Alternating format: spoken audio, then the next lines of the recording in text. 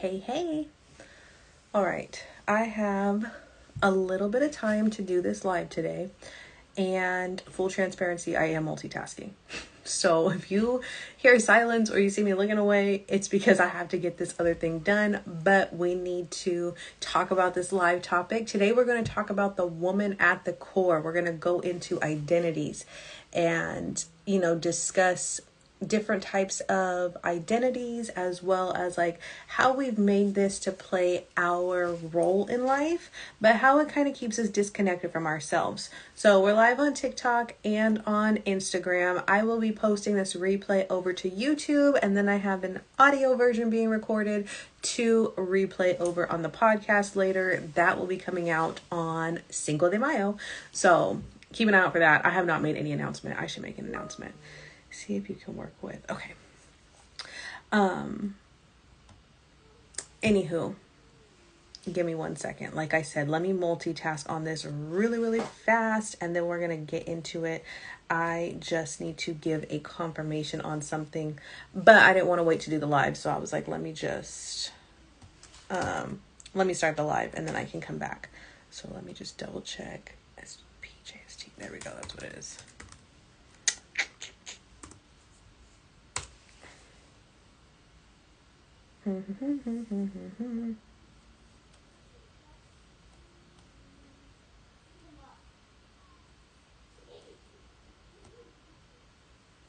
I should cut out this whole silence when I edit this later. Okay.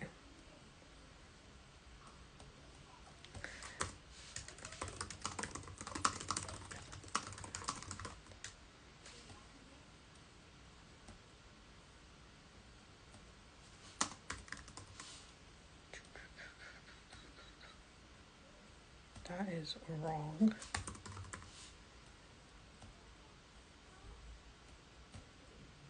Okay, we are good. Sorry about that, y'all. Anyways, thank you for your patience. So, we are going to... I don't want to choose existing. Oh my God.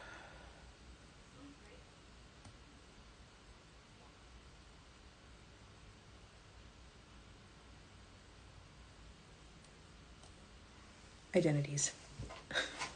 Anyways, okay, so we're going to get into the identities. And so when it comes to identities, one of the things that has been coming up a lot is like, when you ask somebody, who am I? The thing that comes up is often a title, right? Like, oh, I'm a mom. Oh, I'm, a daughter. I'm an executive. I'm a business owner. I'm a sister. I'm whatever, right? All of these external identities that we have been given as we go on through life, right? But nobody really answers like, who am I at the core? When you ask somebody like, who are you? Nobody really can tap into like that core space, right, of who they are. And so that's what we're going to jump into today, because once upon a time, before you became all of these other identities, you had a core identity. You were somebody at the core, right? You weren't, if you're a mom, you weren't born a mother. You know what I mean? Like, you were a woman first, you were a girl first, and then you grew and then you became a woman and so on. And then if you chose motherhood, then you also became a mother. And so that's the thing, is there were all of these identities beforehand, before the world was like, this is who you need to be and this is what you're going to do, and et cetera. And briefly, this was a journey that I went on and started probably, we're in 2021, so this would have been 2025, Jesus, I went on the journey in 2021. So it's been about 4 years since I went on this journey. And I remember the first time somebody asked me that, and they were like, well, when we strip away your titles, who are you? And I couldn't answer it. I was like, I don't know. I have no idea. And that was very hard to to accept, right? Like, what do you mean you don't know? I'm with myself every single day and I don't know who I am, right? And so beyond the titles of identities, there's also identities that we hold on to that at one point served us and at one point no longer, right? Once you become a mother, for example, that identity is here to stay. You will always be a mother. And, that's not going to change. If you become like a grandma, same thing, that identity is not going to change. But when it comes to other identities that, have hold on us, some of them are not necessarily meant to stay. When we think about it like that, we think of like a success identity, right? Or like a hustle identity, or the high achiever identity, or the party girl identity, or, the good girl identity, or, the study hard identity, the overtime worker identity, right? There's all of these different identities that come from what is expected of us, right? So like, for example, let's use the party girl example, because I know that one all too well. 10 years ago, that was an identity that I held, was like the party girl and the fun one and all of these things, right? Like I could, my idea of like party girl was like, oh yeah, I can keep up and I can drink and I can do all of these things. Well, 10 years later, like that identity does not resonate anymore, right? And it doesn't align with where I'm going or who I'm becoming or any of these things. And so when it doesn't align, then we have to shift. We have an identity shift. Identity shifts become uncomfortable. They become scary at times. There's a lot of fear behind them, because when you're shedding an identity that was all that you knew, and then you move into a new identity, well, you're in a transformation, you're in a process of becoming, right? And I'm finding this to be common with people coming into like their 30s. Well, the conversations I have of like women in their 30s is kind of this pause of like,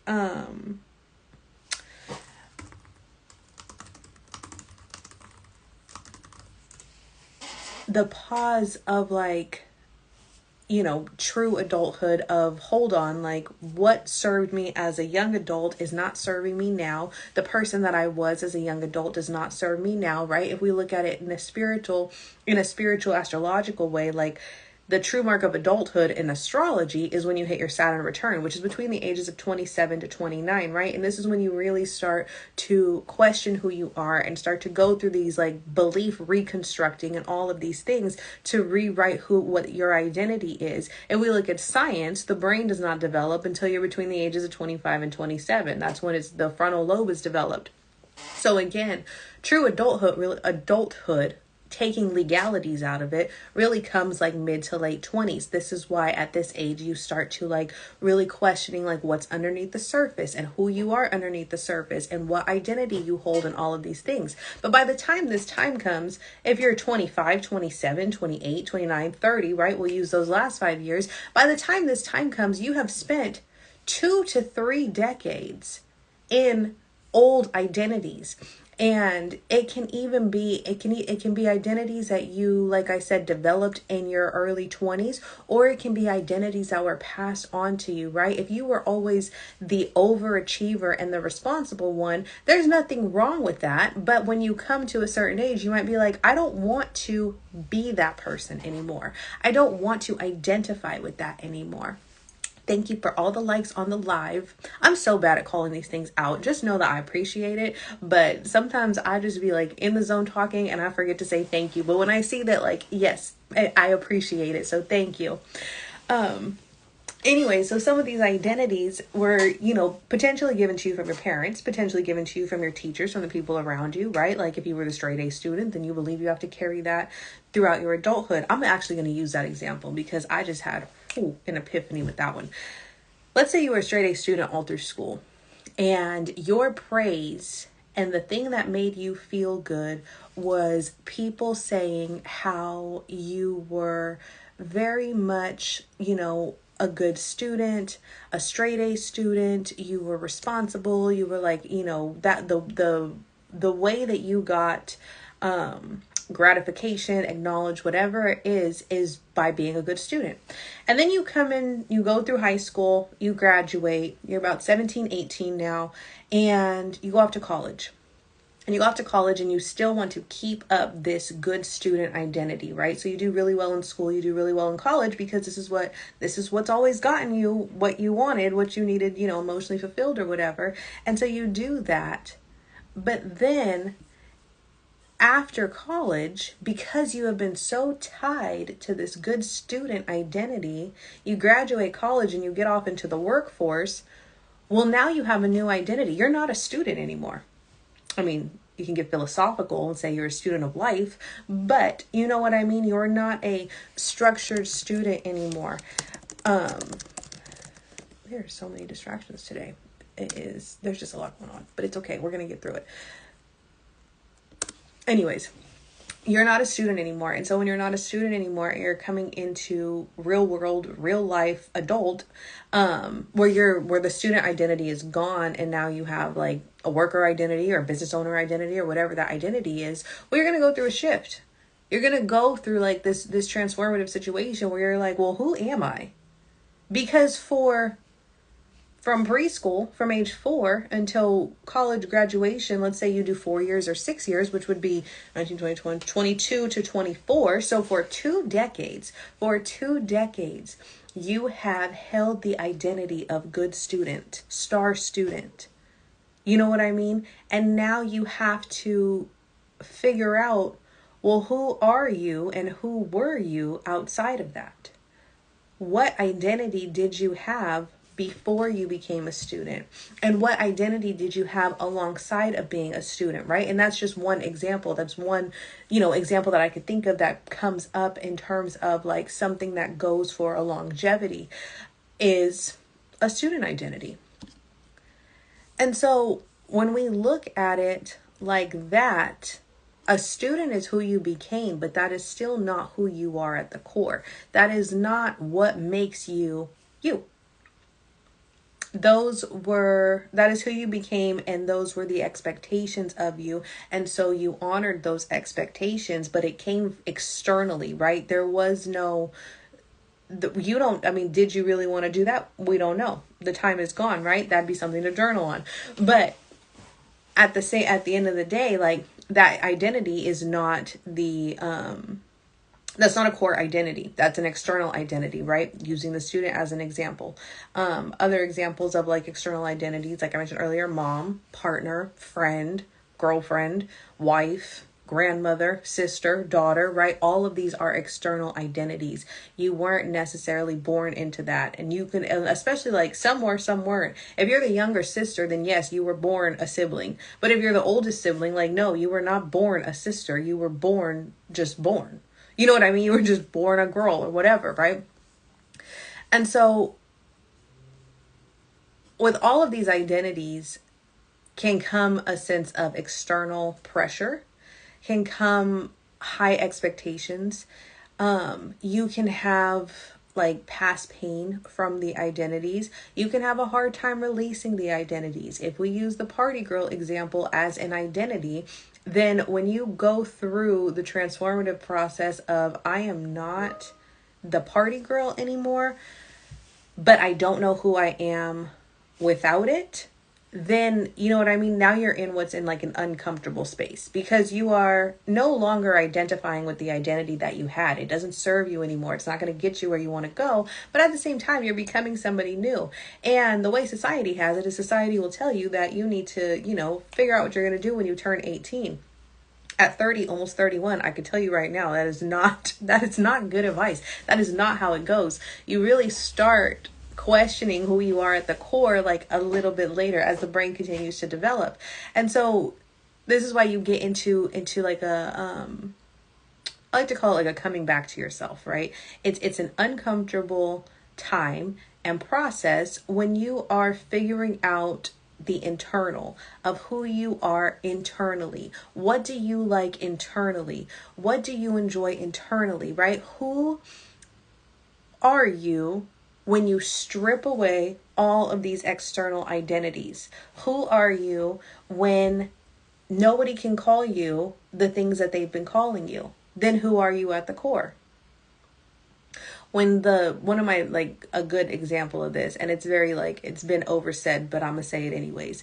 One of the things that comes up is always like, when the lights go off or whatever, nobody's around, like, who are you at the core?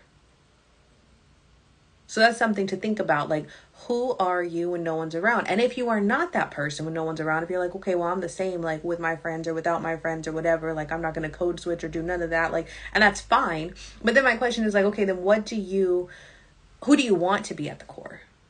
When the lights go off and you have to sit with yourself, are you comfortable with yourself at your core? Are you comfortable with the identity that you hold when you strip away all of the titles, when you strip away all of the external, right?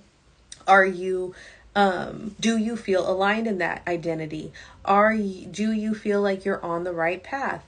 Do you feel like you're doing everything that lights you up inside, not just the things that you're supposed to be doing, but the things that you actually desire to do, the things that actually make you who you are, right? And so for me, for example, this is when I knew I had imposter syndrome. Because I had a mentor and she's a business coach and she was helping me with my business, and we were mapping out like the things that I do. And this is after I had done a lot of identity work. So we're mapping out the things that I'm supposed to do, right? And she's like, okay, like let's get your brand, whatever. So we're doing it. And then she tells me, she goes, okay. She's like, yeah. She's like, I mean, she's known me for years. So she's like, yeah. She's like, you're a writer. And I was like, what? And she was like, you're a writer. And I was like, I reluctantly said yes. Now, if you ask me that in meditation, in any situation where my guard is down, like 100%, I'm like, yeah, it's not that I'm a writer. I never identified with it. I always said I like to write. I enjoy writing, but I never identified with the writer. And so when she said that, and I felt the hesitation, even though I know that's what I do, that it was in that moment that I was like, okay, for starters, that is imposter syndrome, because what do you mean like you're feeling some type of way about being called a writer when that's literally like who you are and what you do, for one. But for two, I also realized I had not evolved myself. Even with the identity work, I had not evolved myself to truly embrace that identity.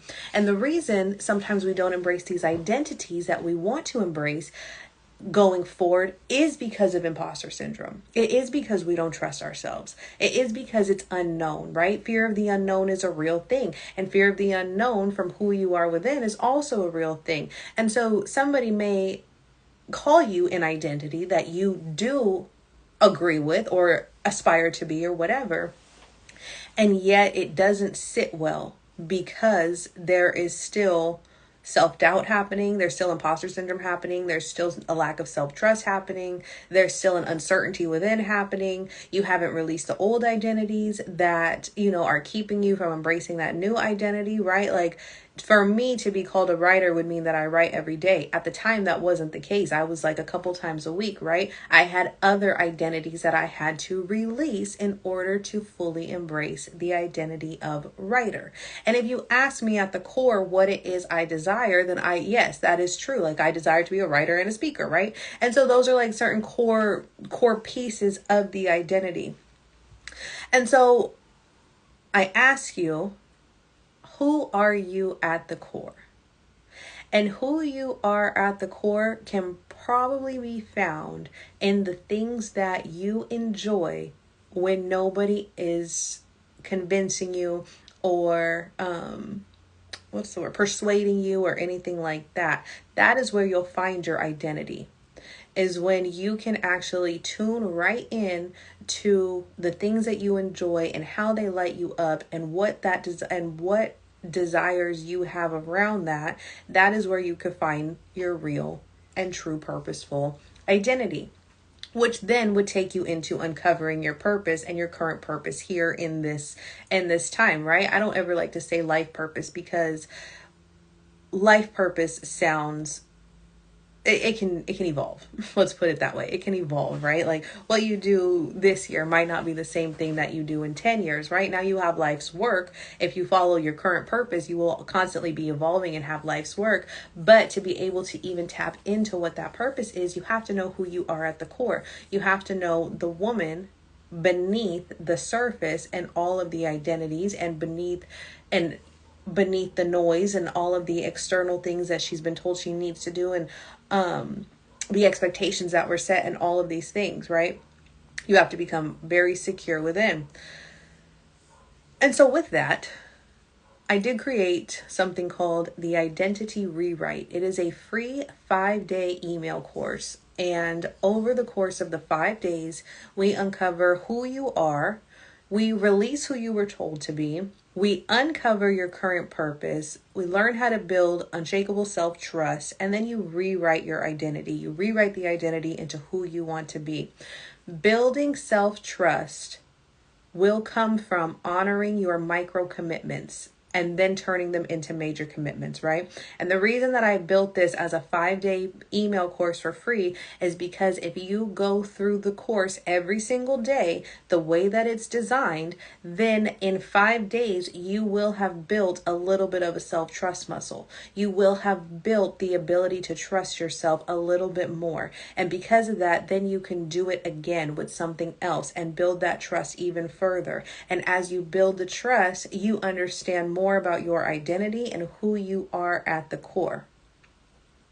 I also want to add that the habits, the thought processes, whatever it is that you are feeling very called to like release, feeling called to let go of, feeling called to no longer do, if you're feeling called to like change a habit, to release something, whatever it is, that is a part of the identity.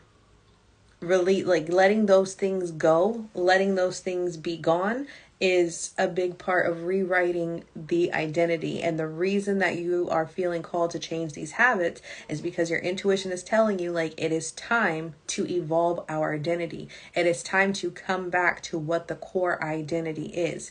And so the longer you hold on to these habits that no longer serve you, the longer you are pushing off on your identity, on uncovering your core identity, or on rediscovering your core identity, or however you want to word it. Yeah. So that is a little bit on identities today. I am a little pressed for time, so I do have to go right now, but I will be back tomorrow. We will touch more on identities tomorrow, I think, because there is a lot more to deep dive into. So join me tomorrow. I don't have a time. But join me tomorrow sometime before 12:30 Pacific.